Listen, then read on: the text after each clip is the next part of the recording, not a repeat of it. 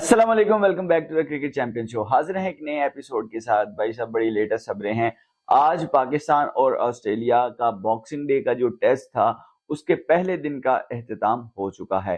क्या क्या परफॉर्मेंसेज रही, क्या अच्छी बॉलिंग हुई, क्या थर्ड क्लास किस्म की फील्डिंग हुई और सारा कुछ। उसके बाद भाई साहब अफगानिस्तान क्रिकेट बोर्ड ने अपने तीन तीन मेन प्लेयर्स को बैन कर दिया है। नवीनुल हक, उसके बाद फजलुल हक फारूकी और नंबर 3 मुजीब। तीनों को क्यों बैन किया वो डिटेल भी आपके साथ शेयर करेंगे। मैं सईद फैजान से आपके लिए लाता हूं क्रिकेट से रिलेटेड मजेदार किस्म का कंटेंट।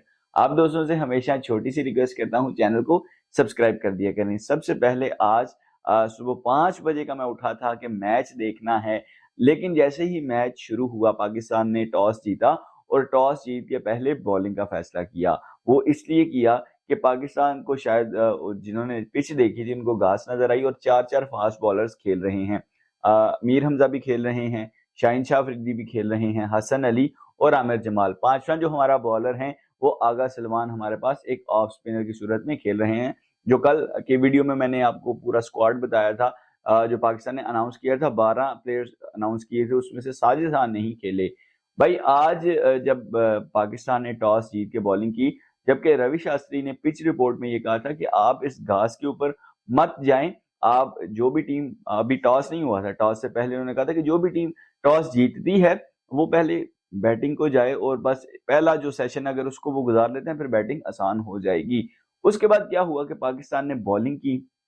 शुरू के अंदर शाहीन शाह अफरीदी ने अपने तीसरे ओवर, यानी इनिंग का तीसरा ओवर था, भाई साहब डेविड वार्नर का कैच निकला है और हमारे अब्दुल्ला शफीक भाई ने एक दफा फिर से, पिछले टेस्ट के अंदर भी उन्होंने एक कैच ड्रॉप किया था, इस टेस्ट के अंदर भी एक लॉलीपॉप, पिछला चलो मुश्किल था लेकिन ये लॉलीपॉप कैच था जो कि ड्रॉप कर दिया। भाई हमें अपनी फील्डिंग स्टैंडर्ड थोड़े से हाई करने पड़ेंगे। हम ये तो कंपेयर कर रहे हैं आजकल कि हमारे शाहीन का डिप आया हुआ है, हमारे बॉलर ये कर रहे हैं और दुनिया के बॉलर ये कर रहे हैं, लेकिन उसमें हम इस चीज को नहीं क्रिटिसाइज करते या उजागर करते, इस चीज के ऊपर पॉइंट ऑफ व्यू नहीं देते, ना बात करते हैं कि भाई हमारे फील्डिंग स्टैंडर्ड्स को भी देखें।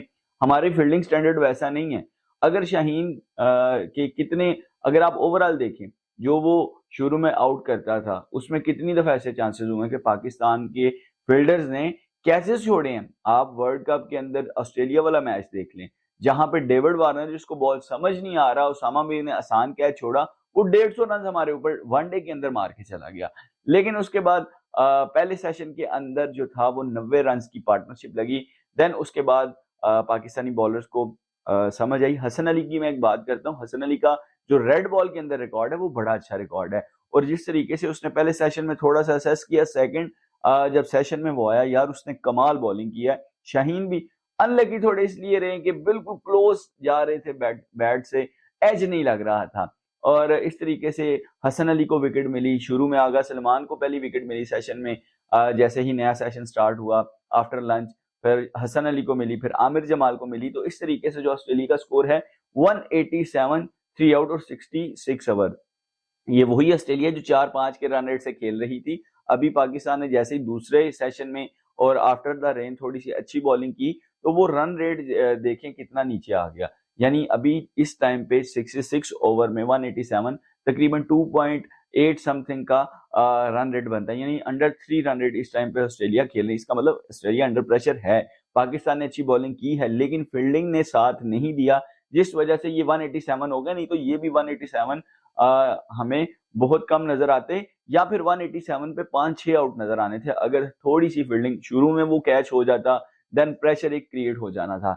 लेकिन हमने फील्डिंग बकवास तरीन की है जिसकी वजह से ये स्कोर, ओवरऑल जो स्कोर था, डेविड वार्नर ने 38 स्कोर किए हैं, आउट हो गए आगा सलमान की बॉल पे, फिर उस्मान ख्वाजा 42 रन आउट हुए हसन अली की बॉल पे, फिर उसके बाद लबुशैन 44 रन के साथ खेल रहे हैं, स्टीव स्मिथ 26 रन बना के आमिर जमाल की बॉल पे आउट हुए, ट्रेविस हेड 9 रन के साथ खेल रहे हैं। हमारे बॉलर्स की इकॉनमी काफी अच्छी रही है। शाहीन अफरीदी 3.2, मीर हमजा 1.8, 15 ओवर भी किए मीर हमजा ने।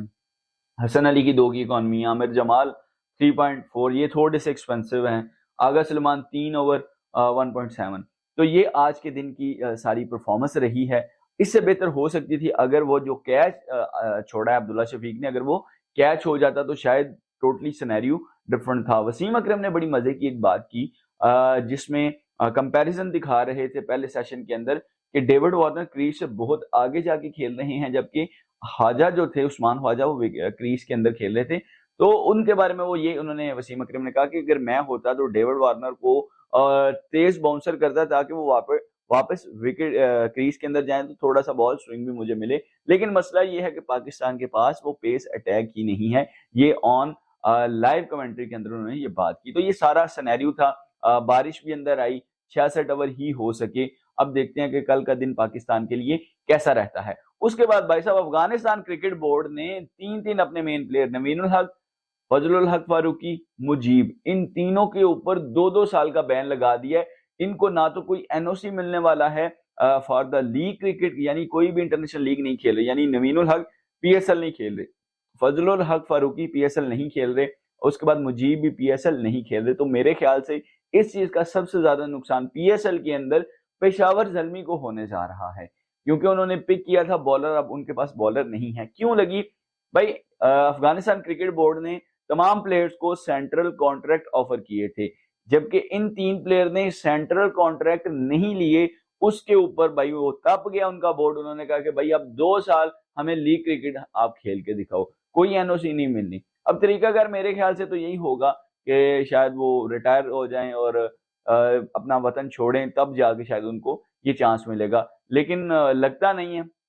एक वो उनका स्ट्रिक्ट उन्होंने एक्शन लिया है, थोड़े से स्वेर जो है वो प्रिकॉशंस ले रहे हैं कि भाई अपने प्लेयर्स को लीग क्रिकेट से बचाओ, ताकि जो अपने वर्ल्ड कप के अंदर बेहतरीन उन्होंने परफॉर्मेंस दी है, 5th-6th नंबर पे उनकी टीम आई है, तो ये एक अच्छी परफॉर्मेंस थी। तो उनके अंदर एक बूस्ट आया कि अब इंजरीज से अपने प्लेयर को बचाएं, क्योंकि उनके प्लेयर्स पूरी दुनिया की लीग्स खेलते हैं।